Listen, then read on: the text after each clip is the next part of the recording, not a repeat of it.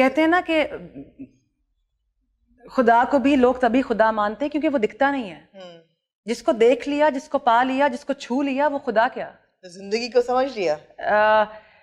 इतनी हैसियत ही नहीं है कि जिंदगी को समझ सकें। हाँ। लेकिन जो छोटी मोटी चीजें कुछ कुछ उनको समझने की एटलीस्ट आप कोशिश कर रहे हैं। ऐसा नहीं कर रहे कि आप एक ही मदार के गिर्द घूम रहे हैं। और वही जो मैंने अभी ऑफ द कैमरा आपसे बात की थी कि जिंदगी ये नहीं होनी चाहिए आमना कि आपने सुबह उठे, दफ्तर गए या स्कूल गए, या माँ हैं हमारी प्यारी बहनें जो घरों में होती हैं, तो उठे बच्चों को स्कूल रवाना किया, शोहरों को भेजा जहाँ भेजना है, और उसी में गोल चक्कर में दोपहर हुई, रात हुई, और फिर से वो सिलसिला वही गोल दायरा चल रहा है। या बिल्स पे करना जो कि जिंदगी का बहुत बड़ा हिस्सा है, इससे आप इनकार नहीं कर सकते, लेकिन ये जिंदगी का हिस्सा है, ये जिंदगी नहीं है बजाते खुद। बिल्कुल।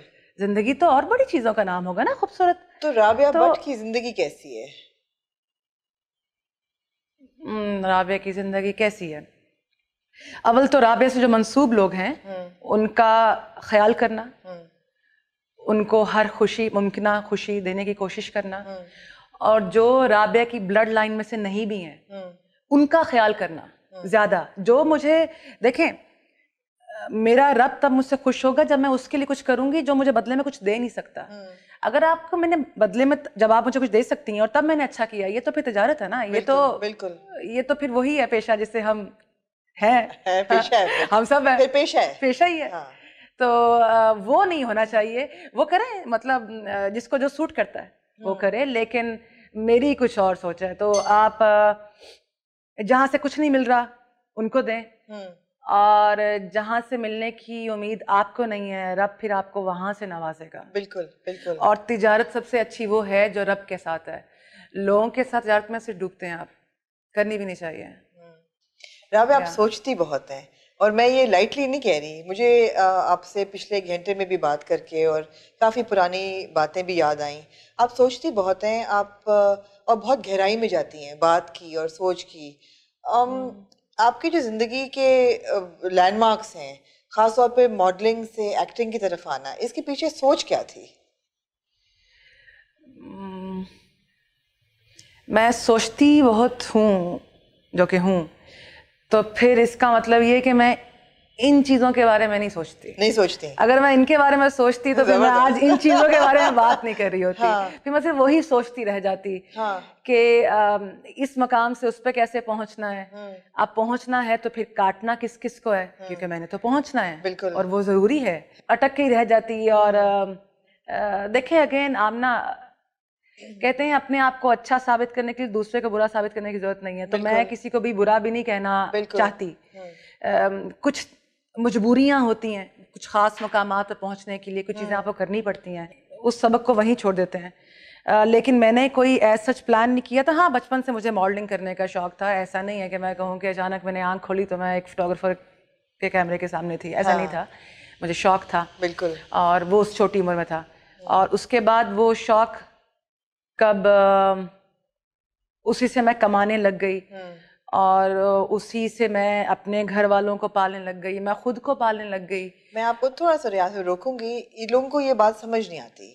उनको लगता है जैसे कि औरतें, खासतौर पे हमारे माशरे में, मॉडल्स पता नहीं क्यों बन जाती हैं, क्योंकि फिर उनको शौक होता है शायद रिवीलिंग कपड़े पहनने का। और आजकल ये बहुत गुफ्तगू हो भी रही है आफ्टर द रीसेंट अवार्ड्स। ये बहुत कॉन्वर्सेशन हो रही है कि शायद हमारी ख़ास तौर पे जो फैशन मॉडल्स हैं उनको बहुत शौक है, बहुत ही मायूब लफ्ज़ है, लेकिन नंगे कपड़े पहनने का। जितना छोटा स्कर्ट हो जाए, जितनी रिवीलिंग बैक हो जाए, जितनी टांगें नज़र आ जाएं, उतनी वो खुश होती हैं। वेस्ट को हम कॉपी कर रहे हैं। मैं लेकिन ये लोगों तक पहुँचाना चाहूँगी कि ऐसा नहीं है, या है, या आप बताएंगी? आमना, मैं जिसे लोगों को कम तकलीफ पहुंचे वो जवाब दूं? आपको जो सही लगे आप वो जवाब दें। नहीं, अगर आपका सही दूसरे को तकलीफ पहुंचा रहा है तो वो सही नहीं है। लोग कहते हैं ना कि आप लोग ऐसी बातें कहते हैं आजकल जिससे दूसरे को बहुत तकलीफ पहुंचती है, और पहला कहता है यार I am sorry, I happen to be very honest and straight forward person. No honey, you are not. अब जो मैं कहना चाहती हूँ वो मैं कैमरे में नहीं कहना चाहती, but you are just stupid.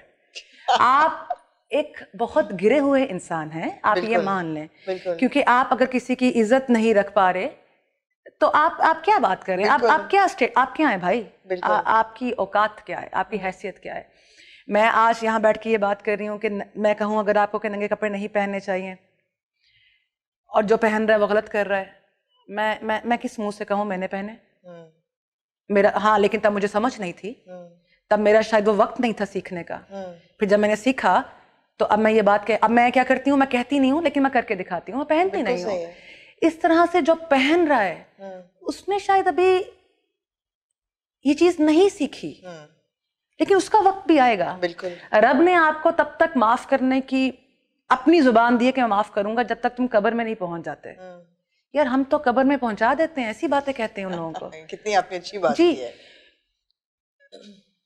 लेकिन मैं थोड़ा सा उरियानियत के हक में नहीं हूँ खुद, और ऐसी कोई भी चीज जो मैं अपने घर वालों के सामने बैठ के ना देख सकूं, ना कर सकूं, बिल्कुल, वो हर चीज गलत है। या मुझे ये लगता है लिबास जो पहन के आप अपने वालिद के सामने ना निकल सके। लेकिन कई लोग ऐसे हैं आमना, मैंने ऐसे कई लोग साथ काम किया जिंदगी में, मेरा वास्ता पड़ता है, जो बच्चे अपने वालिदैन के सामने ऐसे कपड़े पहन लेते हैं, तो वो उसका मतलब है कि वो जस्टिफाइड है क्या? एक बात है ना कि आपके घर के ऐसे आपकी अपब्रिंगिंग ही ऐसी है, तो आप क्या सवाल जवाब कर सकते हैं?